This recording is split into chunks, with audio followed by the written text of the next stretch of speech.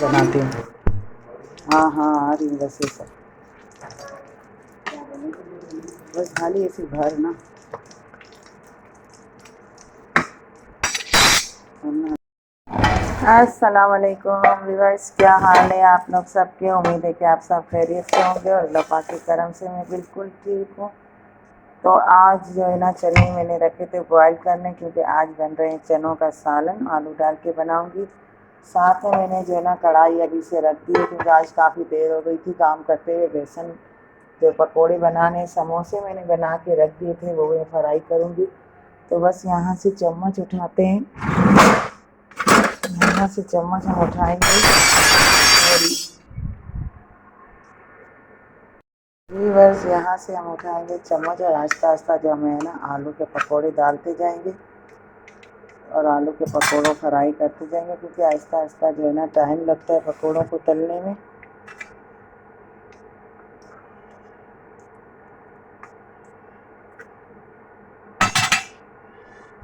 जी बस आलू के पकोड़े मैंने डाल दिए हैं और एक एक करके मैं इसके अंदर डाल रही हूँ सारे बेसन के अंदर, और मैं इसे डुबो डुबो कर तलूँगी।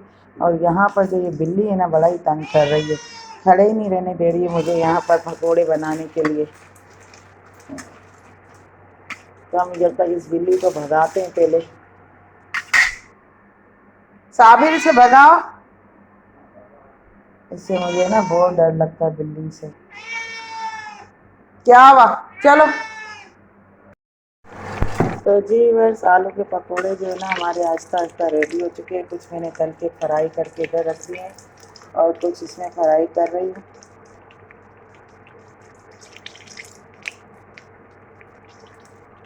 क्योंकि इसमें जो है ना ज़्यादा टाइम लगता है पकोड़े बनाने में ना। मुझे एक आधा घंटा से भी ऊपर लग जाता है, क्योंकि माशाल्लाह ज़्यादा पकोड़े ही बनते हैं।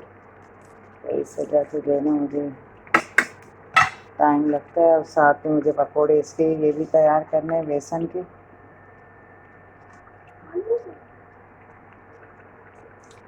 तो जी वर्स मैंने यहाँ पर पकोड़े रेडी कर लिए हैं, और ये है आलू के पकोड़े और ये है प्याज के पकोड़े। साथ में हम जेली उबाल रहे हैं, जेली बना रही हूँ यहाँ पर शरबत में डालने के लिए।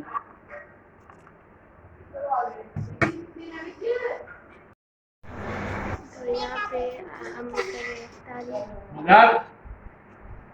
ये डालेंगे।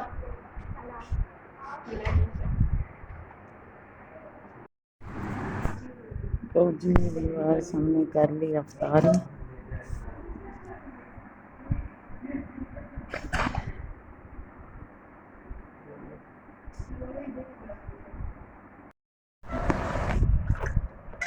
ये दूध